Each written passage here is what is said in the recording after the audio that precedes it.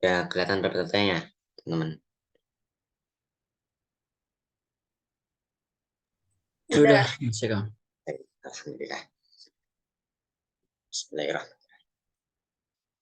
Assalamualaikum warahmatullahi wabarakatuh. Waalaikumsalam warahmatullahi wabarakatuh. Alhamdulillah, alhamdulillahi rabbil alamin. Wa bihi nasta'inu ala umurid dunya waddin. Wassalatu wassalamu ala asyrafil anbiya wal mursalin. Sayyidina wa maulana Muhammadin sallallahu alaihi wasallam wa ala alihi wa sahbihi ajma'in. Amma ba'd. Yang saya hormati Bapak Supriyanto Abdi, SAG, MC, EE, dan yang kami hormati juga teman-temanku semua, mahasiswa PAI UII pada kelas perbandingan pendidikan A. Pada kesempatan kali ini kami dari kelompok 4 akan mempresentasikan mengenai sistem dan kebijakan pendidikan di Timur Tengah, yakni fokus kami adalah pada 3 negara, yakni Mesir, Maroko, dan Tunisia. Teman-temanku sekalian rahimakumullah, sebelum kami memulai presentasi, kami akan memperkenalkan diri terlebih dahulu. Di kelompok kami ini ada saya Muhammad Eko Septianto, kemudian ada Mas Muhammad Lufi, kemudian ada Mbak Indah Wulandari, dan ada Mbak Tifa Amelia Vega. Nah, berikut outline presentasi atau garis besar yang akan kami bahas pada presentasi kelompok kami ini. Yang pertama ada kehidupan sosial, sistem politik, budaya masyarakat, dan sistem pendidikan di Mesir. Yang kedua masih sama, namun negaranya Maroko. Yang ketiga Tunisia. Yang keempat adalah perbandingan pendidikan di antara 3 negara yang kami sebutkan tadi. Dan yang terakhir ada mengenai fakta unik dari negara Tunisia. Baik teman-temanku sekalian, langsung saja tanpa berlama-lama. Kita mulai dari negara Mesir terlebih dahulu ya teman. Ya teman-teman. Poin A, ada kehidupan sosial di negara Mesir. Kehidupan sosial masyarakat Mesir. Mesir adalah negara yang termasuk ke dalam Jazirah Arab, sehingga masyarakat Mesir itu menggunakan bahasa Arab dalam komunikasi sehari-hari. Mayoritas masyarakat Mesir beragama Islam. Kemudian untuk sistem politik di negara Mesir sendiri, yang pertama sistem politiknya adalah menganut sistem pemerintahan presidensial, di mana presiden dipilih langsung oleh rakyat, sama seperti di Indonesia. Kemudian yang B, Mesir menjalin hubungan regional dan internasional. C, Mesir ikut dan aktif dalam keanggotaan PBB. Kemudian Mesir juga ikut berperan dalam penyelesaian konflik Palestina-Israel. C, budaya atau kebiasaan masyarakat Mesir. Yang pertama, corak keagamaan yang kental, khususnya agama Islam. Yang kedua ada masyarakat Mesir itu agamanya Islam yang bermadhab Syafi'i. Yang ketiga, hubungan Mesir dan Indonesia sudah lama terjalin dengan baik. Hal ini ditandai dengan banyaknya pelajar atau mahasiswa Muslim di Indonesia yang melanjutkan studinya di Mesir, khususnya di Universitas Al-Azhar, Kairo. Nah, masuk kepada pembahasan inti mengenai sistem pendidikan. Yang pertama, kami akan menyebutkan terlebih dahulu pengelola-pengelola pendidikan di Mesir. Satu, ada Kementerian Pendidikan dan Pengajaran sebagai pengelola pendidikan dasar dan menengah. Kemudian yang kedua ada Kementerian Pendidikan Tinggi sebagai pengelola pendidikan tinggi. Yang ketiga ada Kementerian Negara Urusan Riset sebagai pengelola riset yang berkaitan dengan pendidikan. Kemudian yang keempat ada Kementerian Urusan Al-Azhar sebagai pengelola pendidikan agama dari tingkat dasar sampai perguruan tinggi. Nah, jenjang kependidikan di Mesir. Yang pertama ada pendidikan dasar, teman-teman. Nah, Pendidikan dasar di Mesir itu berlangsung selama 6 tahun untuk siswa 6 sampai 12 tahun. Pendidikan dasar merupakan tahap awal, tahap pertama dari 9 tahun siklus eh, wajib belajar di Mesir. Materi belajar yang diajarkan selama 6 tahun pada pendidikan dasar, yakni bahasa Arab, bahasa Inggris, matematika, musik, studi Islam, dan IPA. Kemudian di kelas 4, sekolah dasar, di sana itu pertanian diperkenalkan. Kemudian pada kelas 5, diperkenalkanlah mata pelajaran kesenian, ekonomi rumah tangga, dan IPS. Di sekolah-sekolah Al-Azhar, kurikulum yang ada umumnya menitik beratkan pada studi Islam. Mesir juga melaksanakan sekolah internasional yang mengikuti kurikulum negara barat, seperti Amerika, Inggris, atau Kanada. Kemudian setelah jenjang pendidikan dasar, dilanjutkan pendidikan menengah pertama. Para siswa akan melanjutkan ke jenjang berikutnya, yakni pendidikan menengah pertama yang berlangsung selama 3 tahun untuk siswa yang berusia 12-15 tahun. Kurikulum pada tahap pendidikan menengah pertama meliputi bahasa Arab, bahasa Inggris, pertanian, kesenian, musik, kemudian ada pendidikan industri, matematika, studi agama, Islam, dan IPS. Banyak sekolah juga yang menawarkan pembelajaran bahasa-bahasa asing, umumnya bahasa Perancis dan bahasa Spanyol. Nah, setelah pendidikan menengah pertama, ada jenjang pendidikan menengah atas. Di Mesir ini, pendidikan menengah atas diperuntukkan untuk siswa yang berusia 15-18 tahun. Nah, pendidikan menengah atas sendiri itu terbagi menjadi 3, yakni sekolah menengah umum yang menawarkan program akademik umum. Kemudian yang kedua ada sekolah menengah Al-Azhar yang menawarkan program akademik yang fokusnya pada studi agama Islam. Dan yang ketiga ada kita sebut sekolah menengah kejuruan yang menawarkan program-program keahlian di mana para siswa itu diberikan pilihan untuk mengkhususkan diri pada satu dari 3 aliran yang tersedia, yakni teknik, industri, atau pertanian selama 3-5 tahun. Kemudian ada pendidikan tinggi. Negara Mesir itu memiliki beberapa perguruan tinggi yang masyhur ya teman-teman. Salah satunya ada Universitas Al-Azhar. Terus ada Universitas Kairo, ada Universitas Ain Syam, dan lain-lain. Nah, yang terkenal masyhur di negara Mesir adalah Universitas Al-Azhar yang didirikan oleh Panglima Jauhar Asykli setelah pendirian kota Kairo pada tahun 970 Masehi. Sejak tahun 61, Universitas Al-Azhar memiliki beberapa fakultas selain fakultas agama, yakni ada fakultas kedokteran, farmasi, pendidikan bisnis, sains, pertanian, dan lain sebagainya. Nah, setiap fakultas juga memiliki perpustakaannya sendiri-sendiri secara otonom, dan juga perpustakaan yang tersedia di asrama mahasiswa. Nah, dari segi pendanaan, sejak awal berkembangnya sampai tahun 1952, urat nadi pendanaan Al-Azhar itu adalah wakaf yang bersumber dari khalifah. Kemudian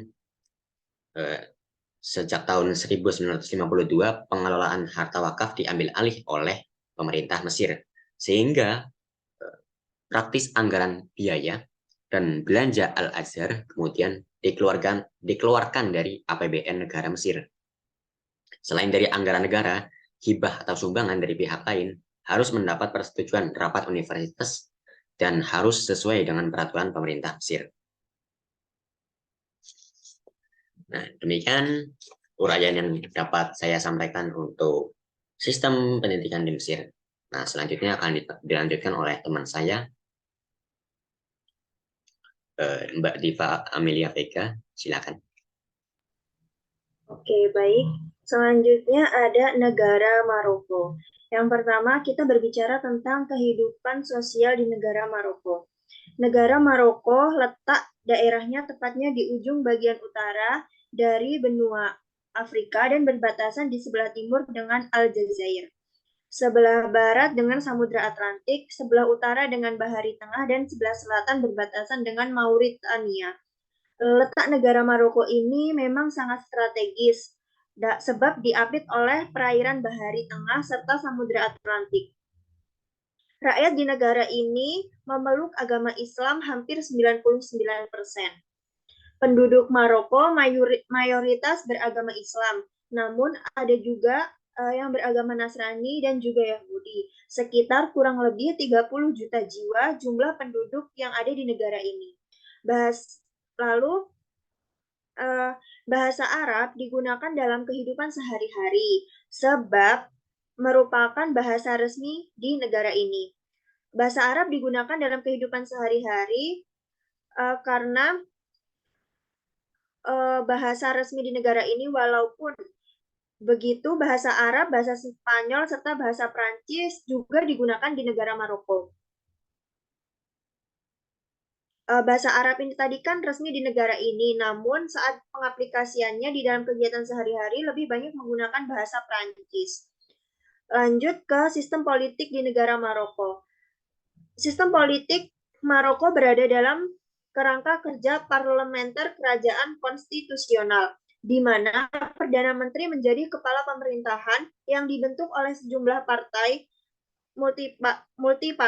multipartai. Kekuasaan eksklusif dimiliki oleh pemerintah, sementara kekuasaan legislatif dibagi bersama antara pemerintah dan dua kamar di parlemen, yakni Dewan Perwakilan Rakyat Maroko dan Dewan Konsuler. Hal lain yang penting dalam sistem politik Maroko adalah penegasan yang ada di dalam konstitusi Maroko bahwa Maroko adalah sebuah kerajaan dengan parlemen dengan pengadilan yang independen. Konstitusi memberikan kekuasaan yang besar kepada raja. Di sisi lain, raja juga memiliki dua tugas penting sebagai pemimpin politik sekuler dan pemimpin keyakinan sebagai keturunan langsung dari Nabi Muhammad SAW. Next, masuk Eko. Selanjutnya, ada budaya masyarakat di negara Maroko, di mana kebiasaan budaya di negara Maroko itu meliputi laki-laki bebas pergi dan melakukan apapun. Jadi di negara Maroko, masyarakat Maroko itu mayoritasnya memeluk agama Islam dan tradisinya masih sangat dipertahankan. Jadi laki-laki itu bebas pergi kemanapun, beda dengan perempuan. Jika perempuan tidak boleh bebas pergi kemana-mana, perempuan hanya memiliki kebebasan keluar rumah ketika masih kanak-kanak. Laki-laki dan perempuan tidak boleh bertemu sesuka hati. Di negara Maroko tidak diperbolehkan bertemu sesuka hati mereka. Tidak boleh jalan-jalan bersama ataupun saling berkunjung. Tempat yang bisa digunakan untuk bertemu atau bertegur sapa antara laki-laki dan perempuan seperti kayak di sekolah, di universitas gitu, karena memiliki tujuan untuk sekolah. Lalu cara berpakaian. Penduduk di kota besar seperti Rabat, Tengir, Casablanca atau tempat turis seperti Fez, Marrakesh itu masih dapat menerima cara berpakaian yang sedikit terbuka, seperti tidak menggunakan penutup kepala dan bahu terbuka sedikit, karena penduduk di kota tersebut sudah biasa berhadapan dengan turis. Tapi jangan menggunakan rok dan celana selutut yang memperlihatkan kulit kaki secara langsung, walaupun udara sangat panas. Lalu di negara Maroko ini, bagusnya juga dilarang memotret sembarangan. Maksudnya di sini, jangan memotret ketika wanita itu sedang berbuka. Yang menurut mereka itu menarik tidak boleh asal difoto. Terus di negara Maroko, setiap bulan Juli sampai September itu sangat panas. Lalu penduduk di negara Maroko itu ialah suku bangsa Berber, yaitu suku asli yang tinggal di wilayah Afrika bagian utara. Lalu kemudian sastra. Karya sastra Maroko tertulis dalam beberapa bahasa, yaitu seperti bahasa Arab, Berber, dan juga Perancis. Lalu kebiasaan budaya di Maroko ialah musik, seperti gambar di atas ini. Musik adalah tradisional yang terkenal di Maroko adalah chabi. Musik ini terdiri dari berbagai macam jenis musik tradisional Maroko. Lalu yang terakhir adalah makanan tradisional, di mana makanan tradisional warga Maroko adalah makanan suku Berber, seperti kayak kue dadar, berjeje, yang terbuat dari tepung terigu. Lanjut, next Mas Eko. Nah, ke topik utama yaitu sistem pendidikan di negara Maroko. Sistem pendidikan di negara Maroko terdiri dari tingkat prasekolah, dasar, sekolah menengah atau sekunder, dan sekolah tinggi atau tersier. Upaya pemerintah untuk meningkatkan ketersediaan layanan pendidikan telah menyebabkan peningkatan akses di semua tingkat pendidikan. Sistem pendidikan Maroko terdiri dari 6 tahun sekolah dasar, 3 tahun sekolah menengah pertama, 3 tahun sekolah menengah atas, dan pendidikan tinggi. Nah, kita bahas satu-satu, di mana prasekolah. Prasekolah, menurut Piagam Nasional, pendidikan prasekolah dasar adalah wajib dan tersedia bagi semua anak di bawah usia 6 tahun. Jenjang ini terbuka untuk anak-anak berusia 4-6 tahun. Ada 2 jenis sekolah prasekolah dasar di Maroko, yaitu Taman Kanak-Kanak dan Sekolah Al-Quran.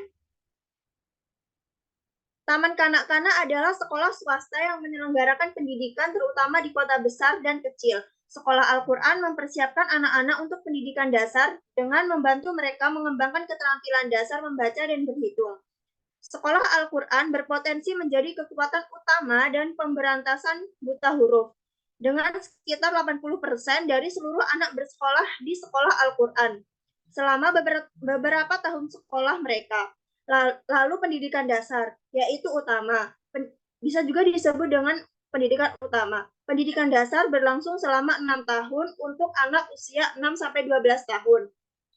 Siswa diharuskan untuk lulus sertifikat Student Primers agar memenuhi syarat untuk lanjut ke sekolah menengah pertama, atau kalau di Indonesia itu sekolah SMP.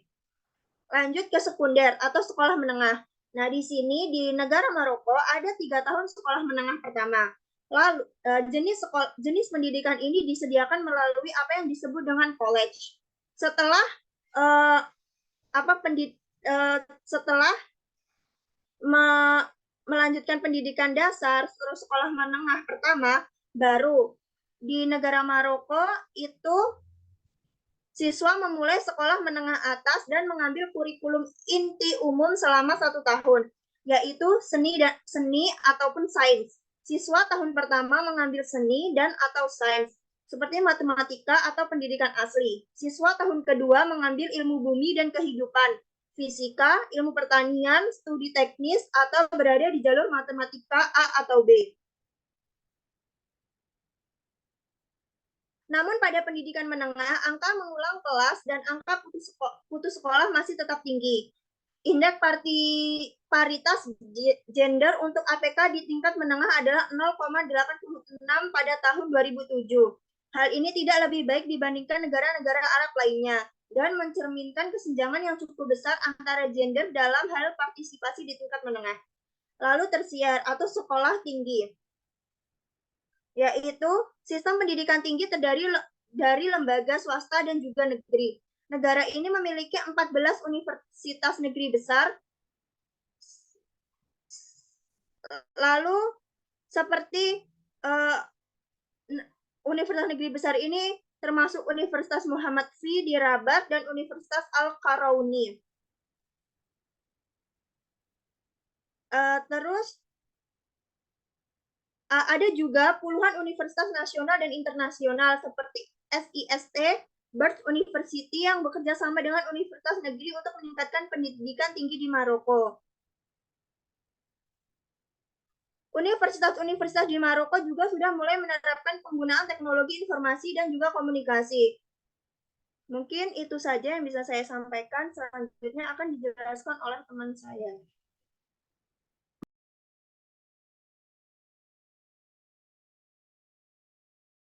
Silakan Mbak Indah. Baiklah, terima kasih atas waktu yang diberikan. Selanjutnya, negara Tunisia. Yang pertama ada kehidupan sosial di negara Tunisia.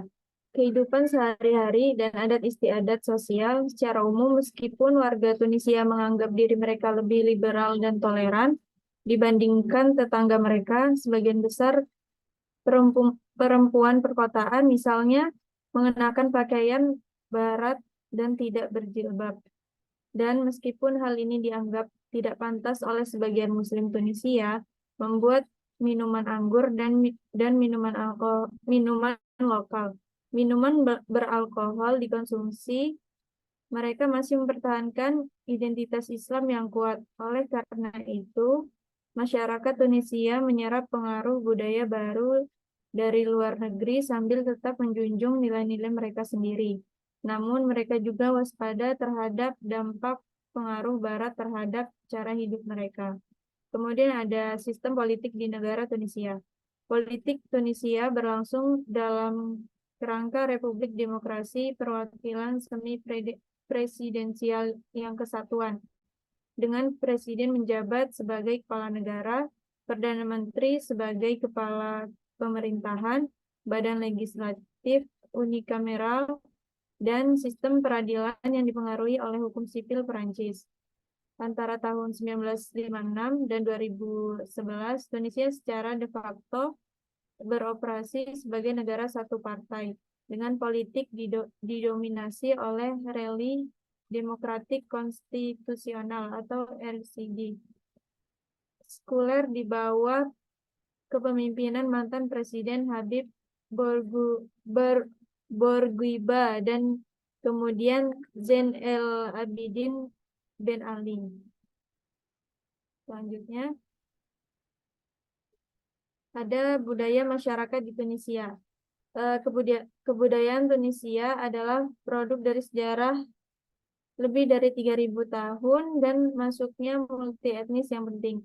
Tunisia kuno adalah peradaban besar yang melintasi sejarah, budaya, peradaban, dan berbagai dinasti yang berbeda berkontribusi terhadap budaya negara selama berabad-abad dengan tingkat pengaruh yang berbeda-beda.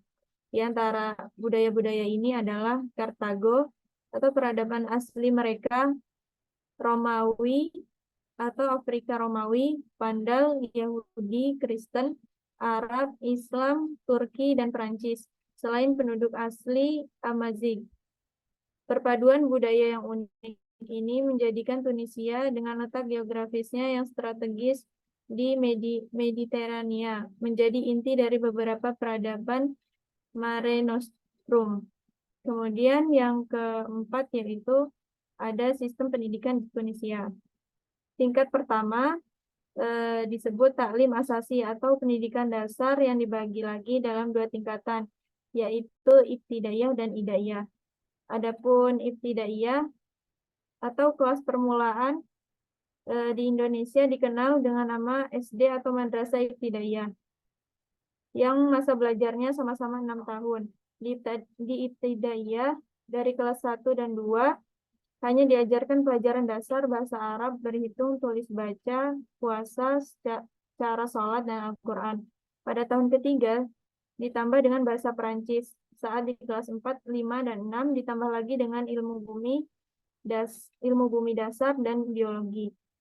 Seluruh pelajaran di Ibtidaiyah diajarkan dalam bahasa Arab kecuali bahasa Perancis.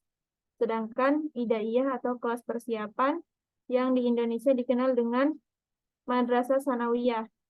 Belajarnya juga 3 tahun. Mata pelajarannya meliputi matematika, biologi, fisika, tarbiyah Islamiyah, ditambah dengan bahasa Inggris, tapi sudah lebih tinggi levelnya. Beda lainnya di tingkat ibtidaiyah, seluruh pelajaran diajarkan dengan bahasa Arab, kecuali bahasa Perancis.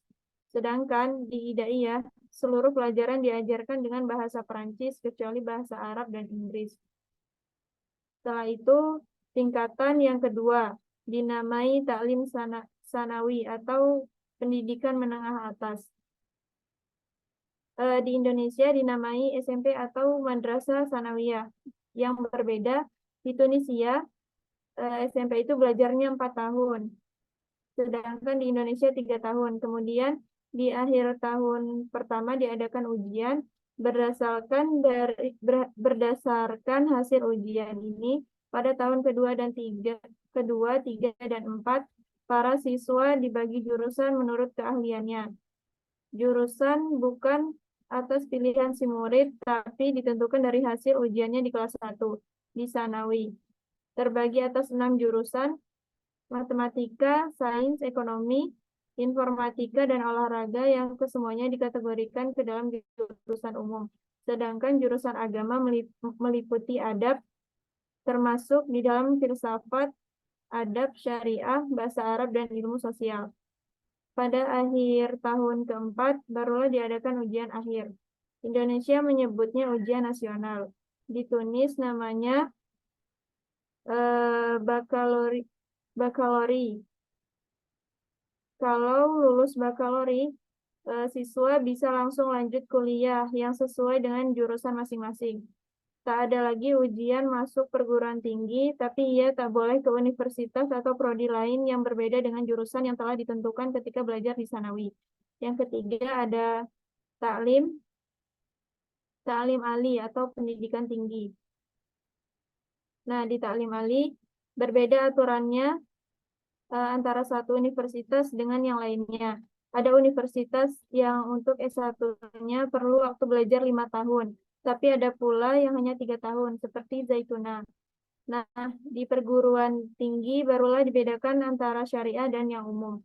Yang juga menarik adalah jurusan sains, atau di Indonesia disebut teknik red. S1, belajarnya 6 tahun. Kalau lulus dapat gelar muhandis atau insinyur. Hebatnya insinyur di Tunis dapat gelar ganda. Mereka sudah dianggap menyelesaikan S2 atau magister dan langsung bisa lanjut ke program doktor. Tapi tidak untuk semua jurusan, hanya untuk insinyur teknik sipil yang konsentrasinya di bangunan dan jalan. Untuk menjaga mutu pendidikan, pemerintah Tunisia membuat kebijakan dengan membentuk Wizarah Tarbiyah wa Takwin atau Kementerian Pendidikan dan Wizarah Ta'lim Ali atau Kementerian Pendidikan Tinggi. Jadi di Tunisia seluruh SD atau MI, Idaiyah dan Sanawi diatur oleh Kementerian Tarbiyah wa Takwin dan tidak terlibat Kementerian Tinggi dan Kementerian Agama. Universitas baik agama dan umum seluruhnya di bawah kewenangan Kementerian Pendidikan Tinggi. Tidak dilibatkan Kementerian Pendidikan dan Kementerian Agama. Yang juga menarik, untuk masuk perguruan tinggi seleksi masuknya tanpa ujian.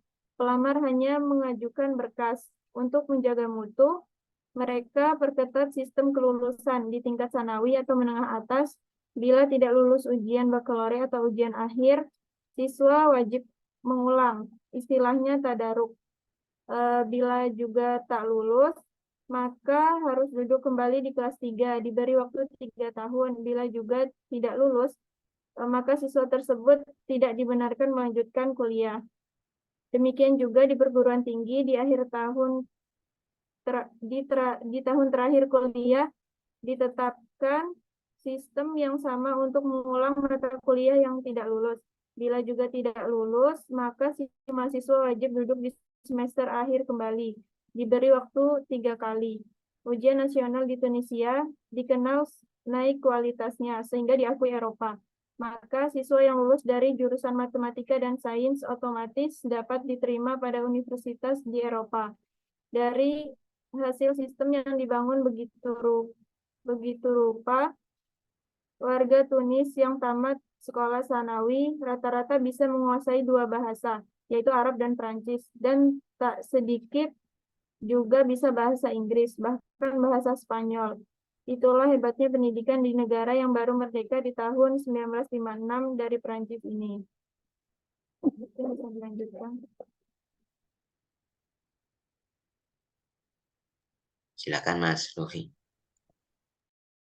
Baik, terima kasih. Setelah kita mendengarkan penjabaran dari teman-teman kita dari Maroko, Mesir, dan Tunisia. Sekarang izinkanlah saya untuk melakukan sebuah komparatif atau perbandingan dari 3 negara tadi. Sebelum saya menyampaikan perbandingannya, saya ingin menyampaikan bahwasanya Bapak pernah bilang dulu bahwasanya latar belakang dari sebuah negara itu bisa mempengaruhi corak dari sebuah pendidikan negara tersebut. Nah, izinkanlah saya menyampaikan 4 hal, 3 corak latar belakang, kemudian 1 secara sistem langsung. Yang pertama, terkait sosial, teman-teman. Kalau kita lihat, Mesir dan Maroko itu sama. Mereka itu kental akan nilai-nilai Islami. Berbeda dengan Tunisia, dia itu liberal, demokrasinya liberal. Dari sini kita bisa membuat sebuah penemuan bahwasanya di Mesir dan Maroko mereka itu menggunakan kurikulum yang di dalamnya itu dimasukkan nilai-nilai Islami, teman-teman. Selain itu, Tunisia itu berbeda. Tunisia ini lebih mengarah ke kurikulum yang kebarat-baratan. Jadi penekanan mereka itu bukan nilai-nilai Islaminya, tapi lebih ke arah bagaimana menciptakan pemahaman terkait persamaan gender, teman-teman. Mungkin di sana juga ada persamaan gender, tapi lebih fokus lagi ketika dibawakan oleh orang-orang Barat. Selanjutnya, persamaannya. Semua negara ini menggunakan bahasa Arab dalam kegiatan pembelajaran. Karena mereka kan di Timur Tengah, teman-teman. Lanjut, dalam sistem politiknya. Yang pertama, Mesir sistem pemerintahannya itu presidensial. Presidensial ini seorang pemimpin negara dipilih langsung oleh rakyat dengan cara yang demokratis. Dari sini kita bisa lihat bahwasanya konsep pendidikan di sana juga demokratis, teman-teman.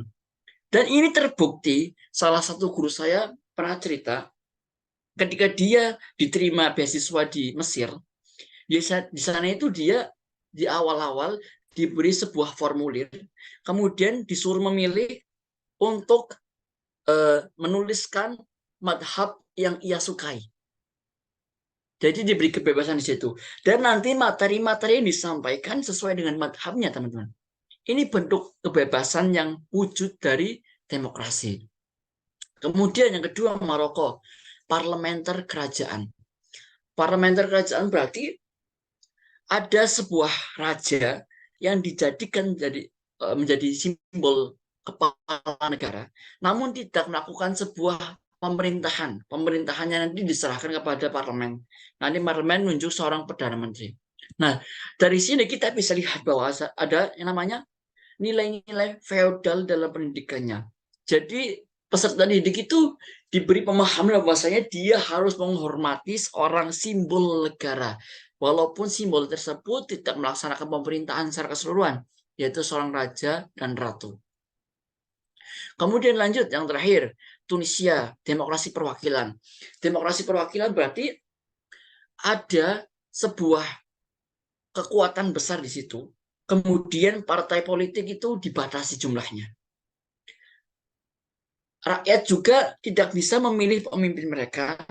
Jadi yang mewakili partai politik tadi. Dari sini kita bisa lihat bahwa ada benih-benih semi otoriter. Dan kita bisa juga lihat dalam sistem pendidikannya situ ada yang namanya Arabisasi, teman-teman. Jadi karena negara ini itu bekas yang dimerdekakan oleh Prancis, di sana itu digalakkan untuk belajar bahasa Arab agar bahasa Prancis ini kurang.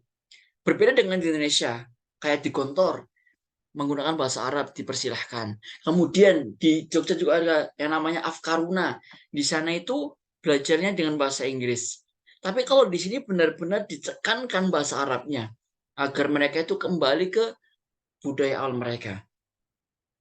Lanjut, budaya masyarakat Mesir dan Maroko sama, Islamisasinya kental. Oleh karena itu saat kegiatan pembelajaran, simbol Islami itu ada, teman-teman. Contoh, kalau perempuan menggunakan kerudung, kemudian menutup aurat.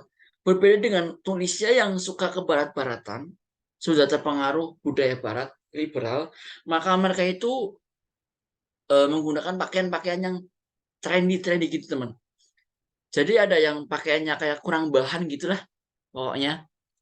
Jadi tulisnya seperti itu.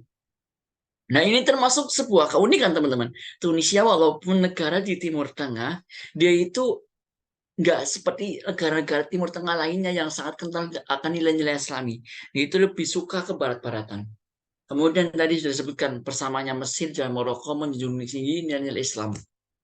Tadi ada simbol-simbol Islami yang terjadi atau mengalami masuk dalam proses pendidikan seperti kerudung dan sebagainya. Kemudian yang terakhir, sistem pendidikan. Mesir, Maroko sama-sama di tingkat menengah atasnya itu 3 tahun. Berbeda dengan Tunisia sampai 4 tahun, teman-teman. Kemudian persamaannya dari 2 antara Mesir dan Indonesia itu sama-sama ada yang namanya tingkatan yang sama. Ada sekolah dasar, kemudian sekolah menengah pertama, sekolah menengah atas, dan juga yang terakhir sekolah tinggi. Mungkin itu yang dapat saya sampaikan. Selanjutnya, monggo.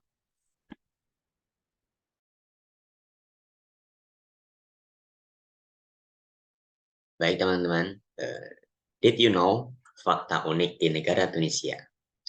Negara Tunisia adalah negara di Timur Tengah yang sudah mengalami asimilasi besar-besaran sehingga yang awalnya masyarakat itu kental akan nilai Islami, bahkan negara ini juga menggunakan bahasa Arab sebagai bahasa utama.